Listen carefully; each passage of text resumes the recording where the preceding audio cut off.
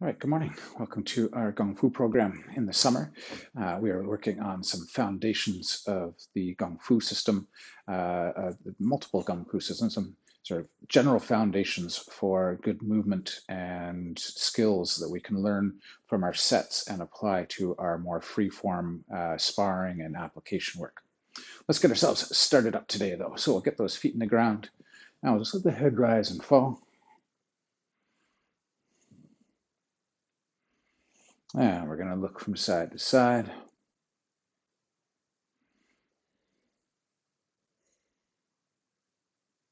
And ear from shoulder to shoulder.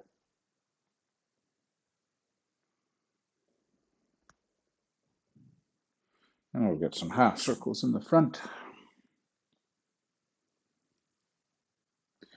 And then a nice full circle one way and the other. Okay, let's warm up the shoulders one way and the other. We'll get some arm circles one way and some arm circles the other way. Good, we'll reach up and we'll hang to one side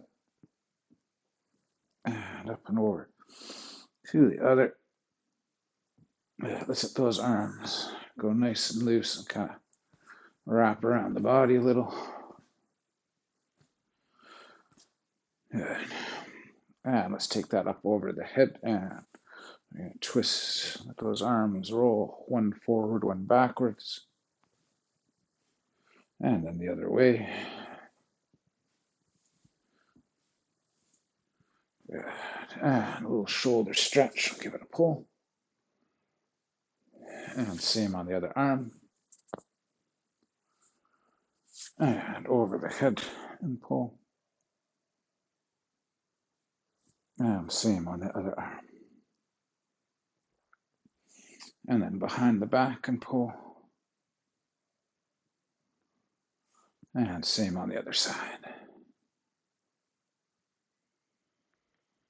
Good.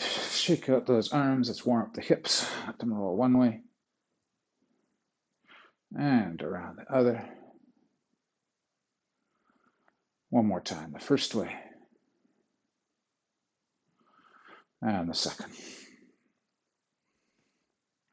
Knees can go from the inside to the outside. 1, 2, 3, 4, 5. From the outside to the inside. 1, 2, 3, 4, and 5. Up to the shoulders. 1, 2, 3, 4, 5, and up to the chest. 1, 2, 3, 4, 5. We'll go crossovers. 1, 2, 3, 4, 5. Good, and we'll shake it out a little bit. Okay, let's start with one of the foundations we use quite a bit in the class. It's one of the foundations of the Mahjong system. And this is learning how to really involve the thrusting of one leg with the folding and capturing of mass in the other in order to create sort of spiraling and whipping motions that can drive out and into our punches. We're then also looking at a relaxed circular grasp. So we want to be able to go around, hook, and grasp. This is making our hands intelligent to grappling and seizing techniques. So we're going around.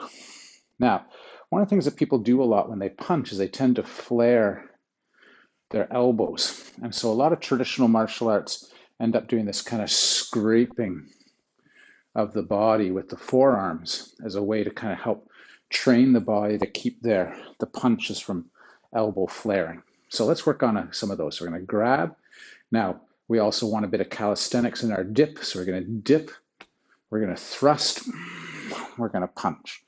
1, 2, 3, 4, 5, 6, 7, 8, 9, 10. Another set. 1, 2, 3, 4, 5, 6, 7, 8, 9, 10. The second foundational punching drill uses something called Wei Lung Bai Mei, or waving the dragon's tail, which is using sort of the back of the wrist and forearm as a way to deflect. Now we can do that as an inside drill, inside somebody's arms. We can do it across to the outside. It's also almost a flinchy kind of motion where you're covering your head. So in this case, after our punch, what we're going to do is we're going to curve the wrist in with the idea that we're using the back of the wrist to kind of slide and deflect. Then as we squat, we pull down and we drive out with the other hand. So in, down, punch. 1, 2, 3, 4, 5, 6, 7, 8, 9, 10. And again, 1, 2, 3, 4, 5, 6, 7, 8, 9, 10. Good. Come on up from there. So deflecting, covering. You see something swinging at your head and you cover up. And then the idea is as soon as you cover, you can think about counterfiring. Cover, counterfire, cover, counterfire, cover. Okay, one of the other ones we've been doing is working the legs and the hips even more by trying to create these 90-degree angles, these changes from side to side. So in this one, what we've been doing is punching out to the side one way, then scooping up and bringing that hand over the head while settling in on the other. So we're squatting into our horse stance, and then we're going to scoop through, go a full 90, and pull back. So we go 1, 2, 3, 4, 5, 6, 7, 8, 9, 10. We'll do one more set. 1, 2, 3, 4. So this gives us that double work in the hip. We're hitting as we twist one way, we're hitting as we come back. 4, 5, 6, 7, 8, 9, last one, 10. Good, and we can shake it out a little. Okay, let's do just a little bit of stretching. So we're going to step out, we're going to lunge to one side.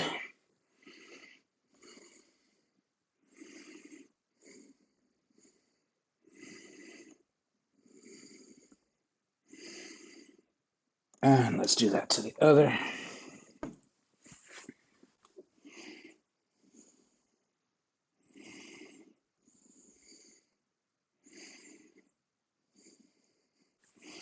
Good, we'll come in the middle. We're going to push the knees out over the feet and squat in a little bit. And then we're going to lunge to one side.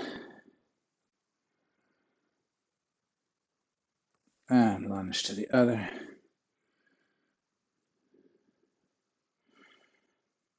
One more time to the first side.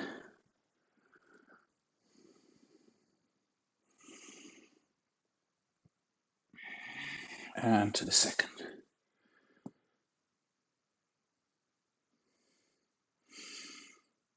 And we'll come on up from there. The legs loosened up a little bit. Okay, so let's jump into the last foundation from the Mai Zheng Lao Horn we've been using as our warm-ups. And this is a good coordination drill of getting lots of things happening at once and working on balance too. So I'm going to put 1 foot forward, 1 foot back. We're going to get that same grab punch idea that we did at the beginning, but we're going to go grab, punch, punch, grab, punch, punch. Then we're going to add kicks along with it. So we're going to go grab, kick, punch, punch. So a coordination, a calisthenic drill.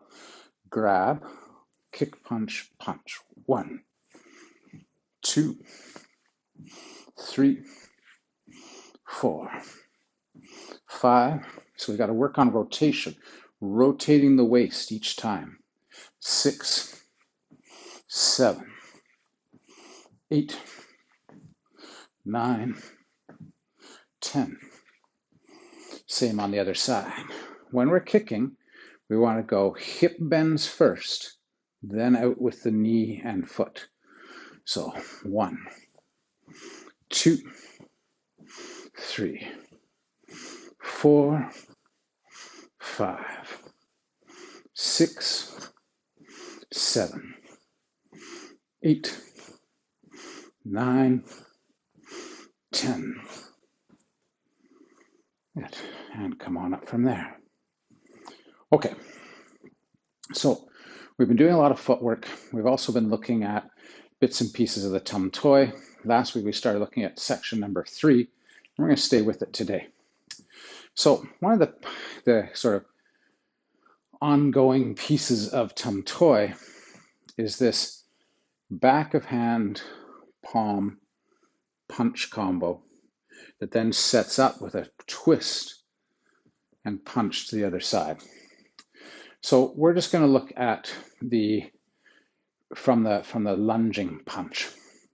So again, we talk about how there's a lot of calisthenics and body mobility drills built into the forms. So they're not just pure fighting motions, they're also sport-specific calisthenics that help with fighting motions, with range of motion, with maintaining range of motion.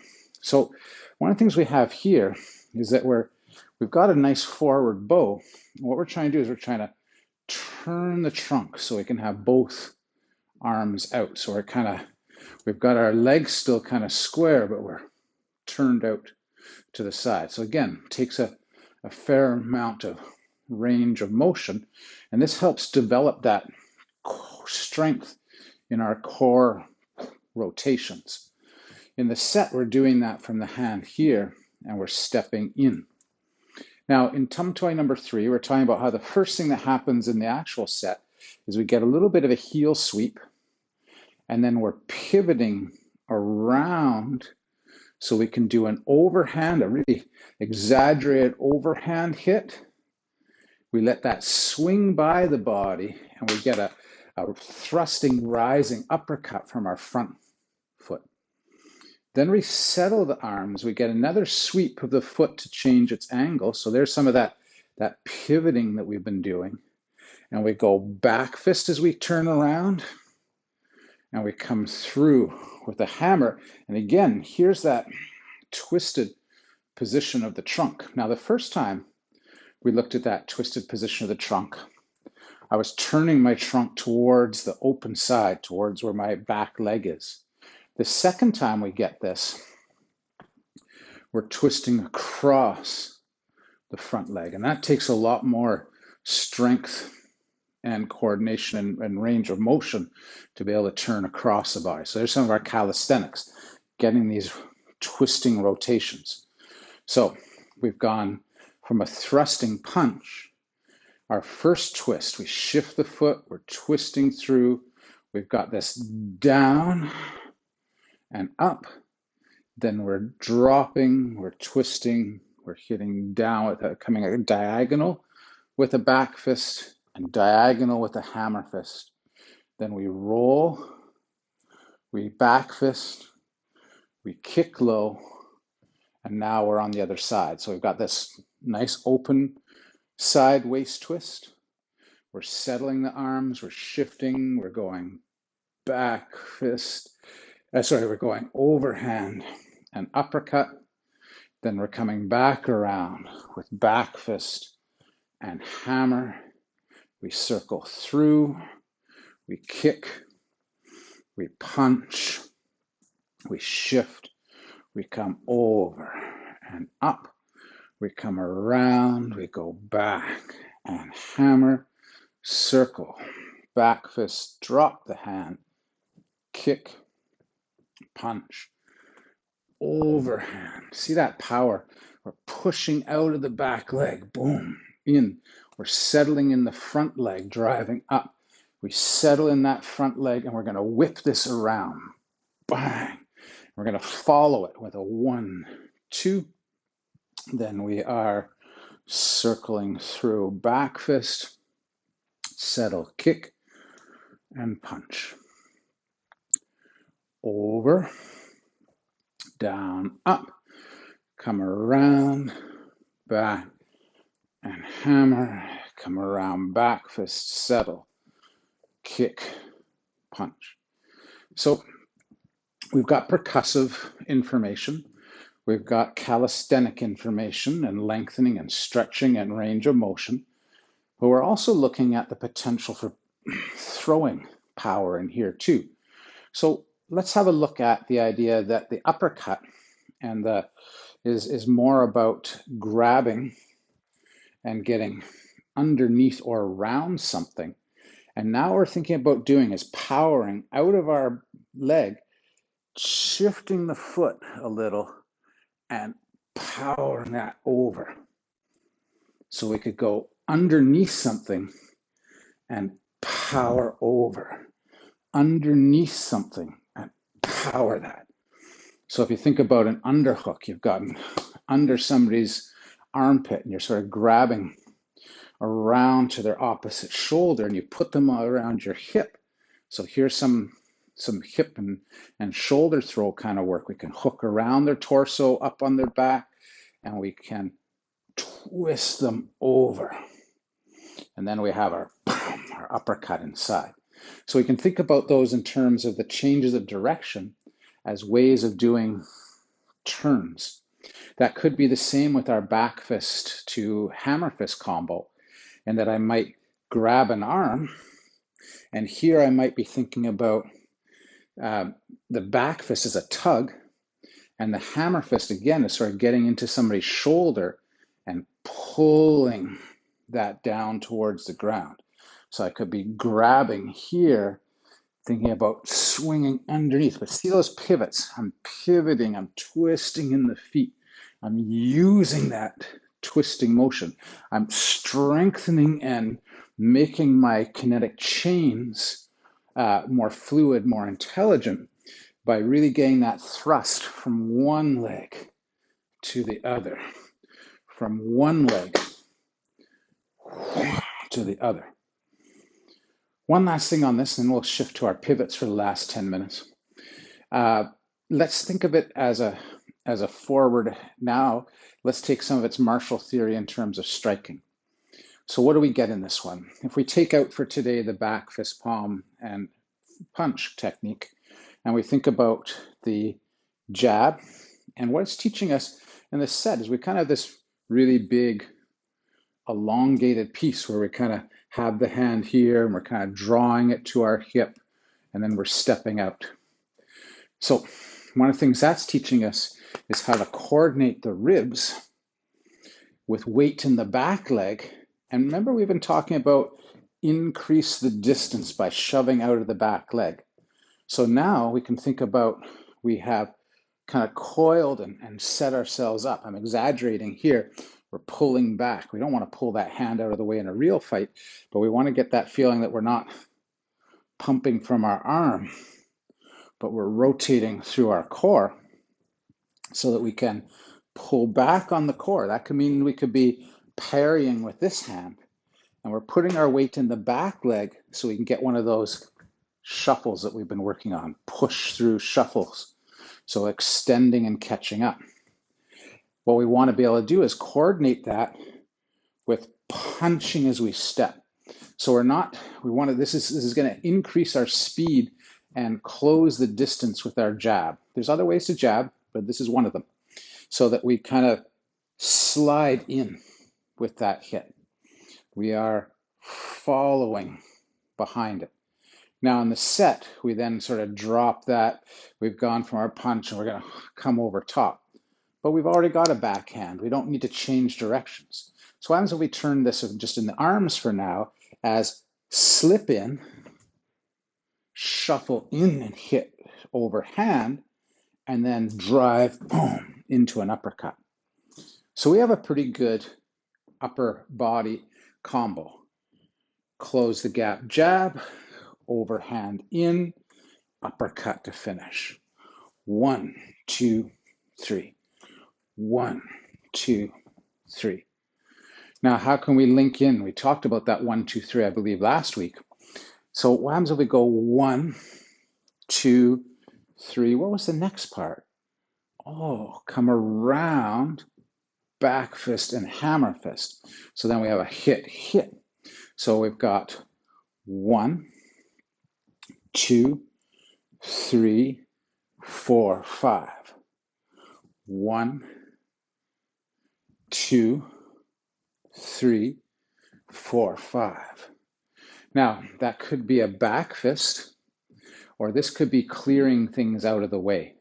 So our back fist to hammer combo could be swiping or grabbing or trying to seize things out of the way before we hit. Where are we aiming? So our jabs, we're going to possibly be putting on the jaw. Our jabs can be into the solar plexus. Our jab could be to the nose. Our overhand, quite often to the bridge of the nose, boom, or into the side. It's almost coming in like a slight hook down and in. These can be on top of the sternum. They can be right on top of the solar plexus. We've got our uppercut, boom, up inside. We're driving up to the jaw. Now this could be that here, the person's all kind of tight, and so we get to the outside. So now maybe our back fist isn't a back fist, it's a hammer fist. If it was a back fist, we might just be cracking somebody to the bridge of the nose, to the temple, to the jaw, and then hitting with that hammer.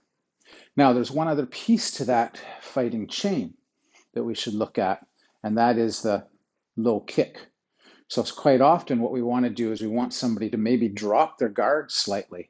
So instead of just shuffling into place, we can kind of lift and thrust our way into place.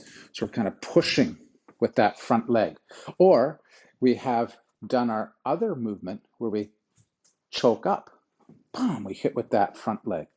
So it's a pretty effective way to get somebody to think about the lower part of their body, or to actually impact the lower part, to break up their ability to move in. Someone goes to move in and you check at the patella area and shin area with that foot. Now, if we're going to do that, we could hit and return, but we're trying to close the gap. So we hit and we follow, and then we come over, then we come up, then we come around and down. Oh, we've got a pretty nice combo going here, especially if we get it, we can switch it from side to side.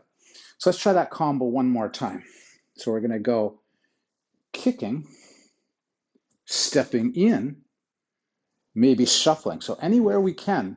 In the set, quite often we put our feet in place to really work those nice deep rotations. But in application, we can use any of these little shuffle techniques we've been working on for the summer in order to move in and get some distance. Boom, get in, shift over, pivot, hit.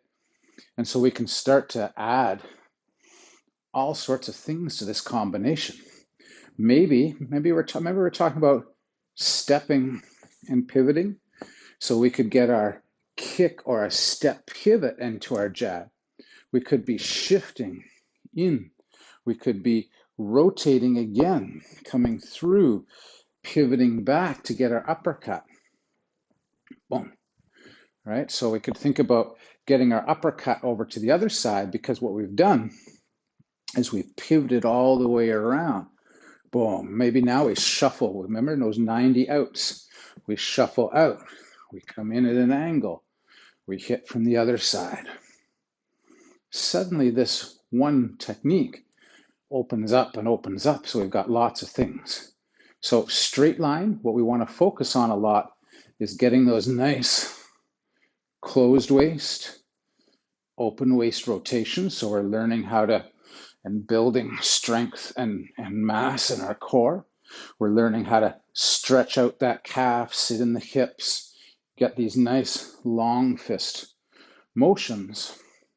We're learning how to pivot and create big long thrusts coming over and around in those turns, right? We just want these turns to whip. Now we can't create whips if the whip is tight. So you'll notice in the set, it even teaches us for almost like, well, why would you drop your hands for a moment? Because we're trying at this point in the set to remember that loose kinetic chains from the ground out work better than tight, stiff boards for arms. So, we've done our overhand and uppercut, and we kind of settled. It's like, that doesn't look like a fighting move, but it's neural programming. It's programming our minds to release a bit, and then we, not only do we release the arms, we coil up so that we can then whip everything around to the other side. If that's a throw, we're going to use a pull and a mass transfer. If it's a strike, the same kind of idea. Okay, watching time disappear. So let's go back to our foundations. So we're talking about the 8 directions of motion. If I'm standing in a straight line here, I could step forward. I could move back. I could move 90 one way. I could move 90 the other. From this neutral center point, I could go 45 to the forward one side, 45 to the other, 45 back, 45 back the other way. So we have 1, 2, 3, 4, 5, 6, 7, 8. We have our 8 directions. Now, once we get those 8 directions, what we do with them is we can then, like we've been talking about, is how do we maintain good stability when we are moving in those directions? We said we had 2 options. We have widen the stance and bring it back to its natural position. So these are the main 2 options we've been talking about. The other is narrow the stance and bring it back out to a good width. Narrow the stance. And we can do that in all the directions. So say you take your dominant fighting position. For me, this is left leg forward. And say I want to go up to the corner, but I want to close the distance first. So what am I going to have to do? I have to bring in my back foot and step out to the diagonal with my front. If I want to come back by closing, pull in the front, come back, and there I am, back with my wall hanging behind me. So that's to my lead leg. Shift up, shift out, shift in, shift back. Shift up, shift out, shift in, shift back. I could just do it as a thrust. Thrust. 1, 2. Push, catch up, push, catch up. So there's my corner. For lead, same thing. Push in, push back, shuffle up, shuffle back. And we said with the shuffles, we can there's a third play where we can do the shuffle and thrust and get more distance. Shuffle and thrust. Same with my 90s. If I want to work to that 90, I can close and open. I can close and open. I can thrust out, thrust out. Now what happens when I want to start taking the other 3 of my corner directions? So my easiest 45 is to step with that lead leg on a 45. What's another easy 45? Step to my back leg. And again, I could use either idea. I could shuffle in, step back, shuffle in, step through. I could just push, shuffle, push, shuffle. Now, how do I get these other 2 angles? The other 2 angles are mostly going to be about changing the lead. So if I'm here, I'm kind of standing on a bit of a 45-degree angle in my good fighting stance anyway. So if I just pull back my lead leg and I'm still stepping out, this is why you'll see in a lot of traditional martial arts, they create an inwards and outwards path when they walk. Slip in, slip out. That covers the groin as I am transferring to a new lead.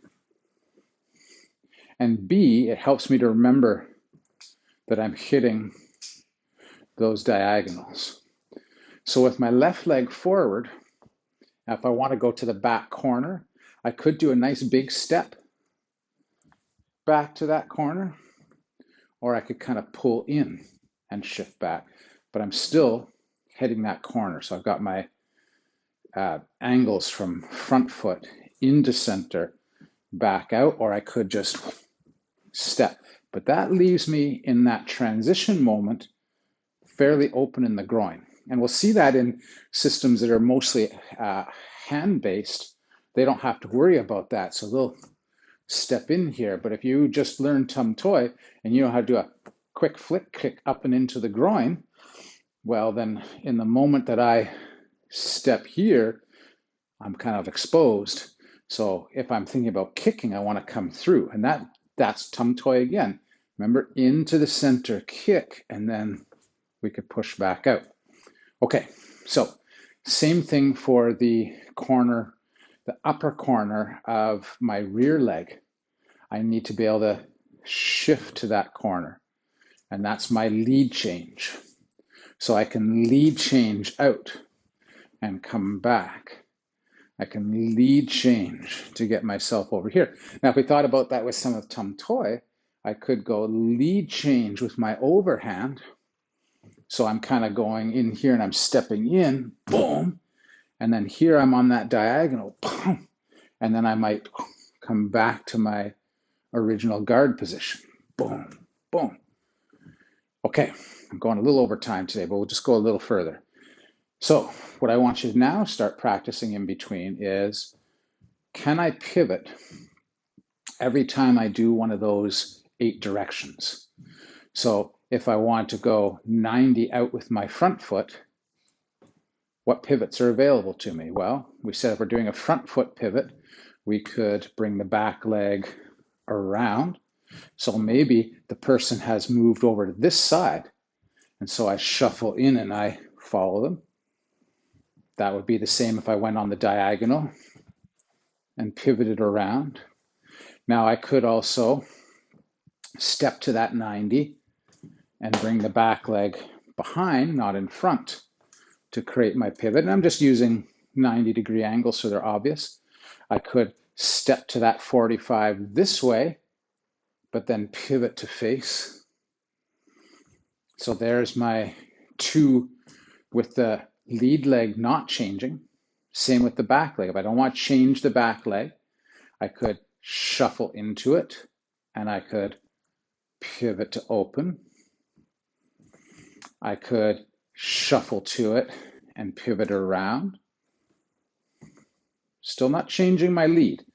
See, I'm still ending up in that lead position. If we weren't moving the foot, we could just go thunk, thunk.